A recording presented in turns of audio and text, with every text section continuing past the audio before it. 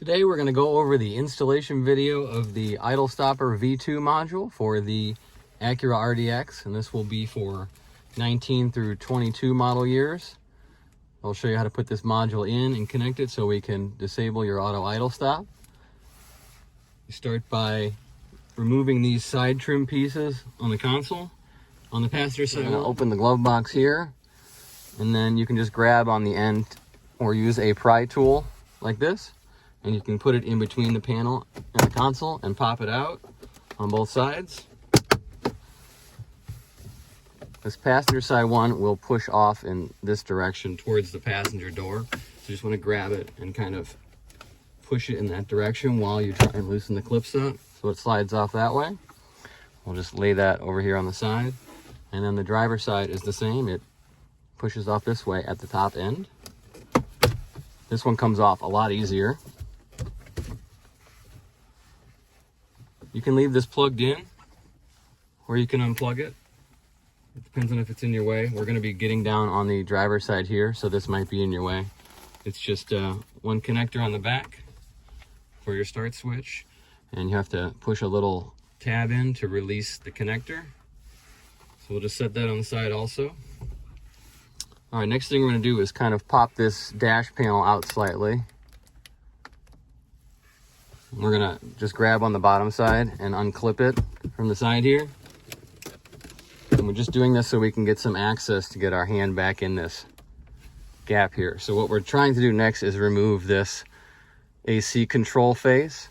And it's 4 clips. There's 2 here and 2 on the bottom underneath the buttons. So if you can reach your hand behind the dash and kind of pull outward instead of trying to release the clips, if you pull outward on this panel, it will release itself, and then you can kind of wiggle it the rest of the way. It may not come out as easy. Sometimes they come out a lot easier. There's a couple connectors on the back as well that you can unplug on this one. Remember, you just have to push in the little tab that's on each connector and it will pop right out. So there was 2 connections, one up here and one right here. We're going to set that to the side. And this shifter panel assembly, it's all clipped in. There's no screws. So we're just going to grab by the armrest or wrist rest pad and kind of pull upward, and it will release this shifter panel. So the clips on the back side are loose, and then there's 2 clips up here. So you'll kind of wiggle it forward and it will pop off of those clips. Now you don't have to take this all the way off. If you want to, you can. We're really trying to access the idle stop switch, so we can unplug the switch connector, which is a green connector on the back, and that's right for the back side of the idle stop off switch. So we're going to need to leave that unplugged because we'll have to connect our module to that. So next thing we're going to do is just lay this back in here, and then we're going to go down and remove this side trim panel down this side so we can get access to the power outlet socket. All right, so now we're going to attack the power outlet here, and we're going to connect the Idlestopper black connections to the back side of the power outlet connector. So we need to remove this side trim panel here, and this is all clipped in, so you can just grab it by the top and start pulling it outward. It is kind of tight, so I would recommend doing it when it's warmer outside so you don't crack this plastic. So once you can get underneath here, you can reach your hands up and work your way around to the side here and kind of work your way up. There's just clips, and then really where it gets tight is up in the corner by the dash up here. So just be careful not to, rip it out, but it does just clip in. So it is tight, but it is clipped in. Once you get all of them unclipped, as you can see, there's a few clips on here. Once you get it all clipped, you can just lay it to the side. And then we're gonna remove this trim piece, not fully, but we're gonna take the front part of it off. So just grab it, and it's also clipped in. Kind of get it loose on the sides here, and then up at this corner, you're gonna have to slide it out and under, like that. And that'll give us all the access we need to get back to the power outlet connector back here. So we're going to remove the power outlet connector. There's a little tab to press on it. It's right on top.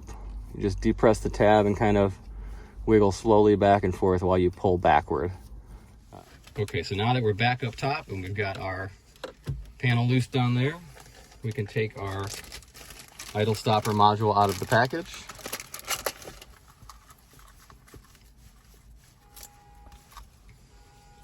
And you're going to take this long black and red lead and you're going to feed that down through the console area, down in the area of the power socket itself. So there's a little gap right here in the back. And if you shine a flashlight from the bottom, you can see the light up and just follow the wire down to that pathway. So once you find the right area to stick it down in, it's a small hole on the left side. It does go all the way down through. There are a couple things that it might be in the way, so you have to kind of fish it down through here. And once you get it fished down through there,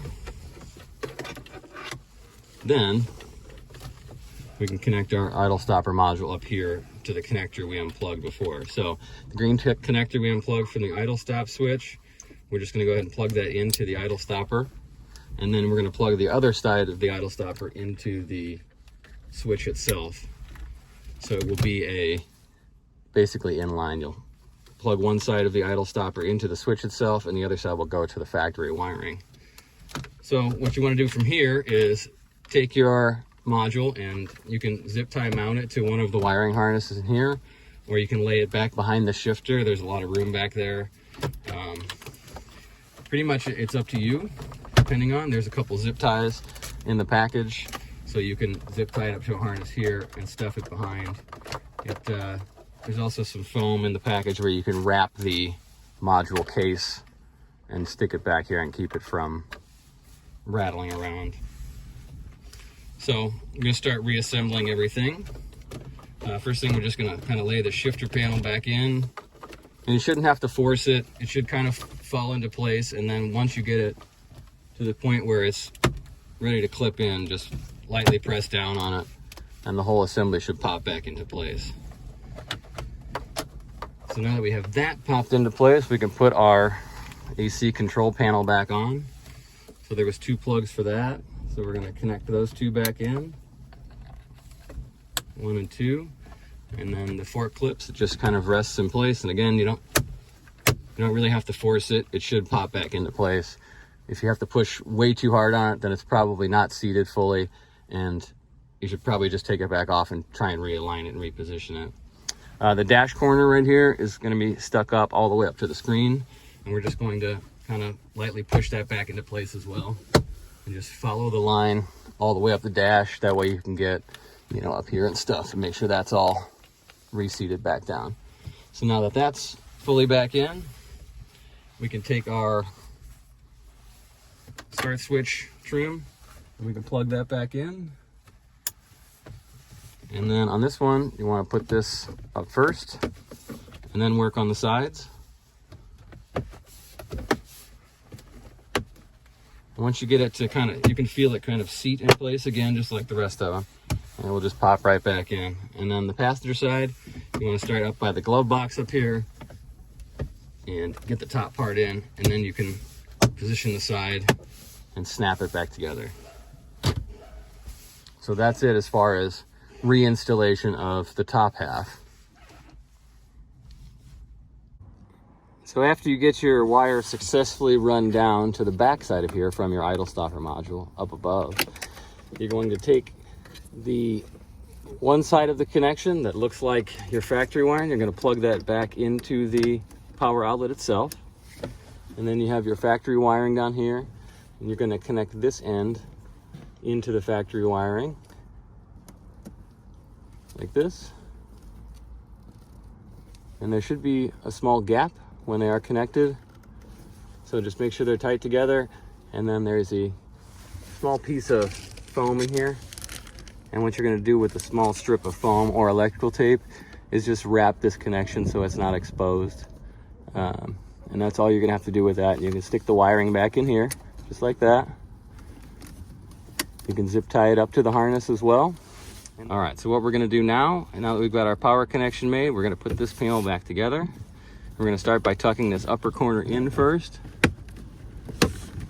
and popping it in its clip hole first. while pushing these slowly back in. I loosened this panel up just slightly. You don't have to pull it all the way. It's a couple clips that hold it in as well. So you can literally just pull the bottom corner out one tab and it'll give you enough space to easily get this panel back up and mounted in there. So to pop this back in, just push it back as well. There's a hook right here, and this hook needs to go on this bracket first right here. So the hook slides in, and that's to keep it away from your gas pedal. So once you get that hook in, it should line up with the frame of the dashboard and all of the clip holes.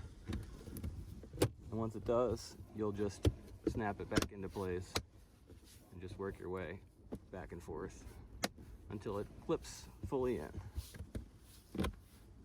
And that's it for that part. Now that we've got that, we can go back up top. So now that we've got our power connection made on the bottom and the idle stopper connection up top, and this is all back together, and this is all back together, now we can turn it on and we can test it. So what you're gonna do is just start the engine up like you normally would. And you're gonna wait about 5 to 7 seconds, and then you should see the idle stop off light come up on your dashboard and stay lit. You can see it down in the bottom corner over here, right here. So if we push the button, we can turn it on and off. It will always remember to turn it off for you. Thanks for watching the V2 install video for the Acura RDX.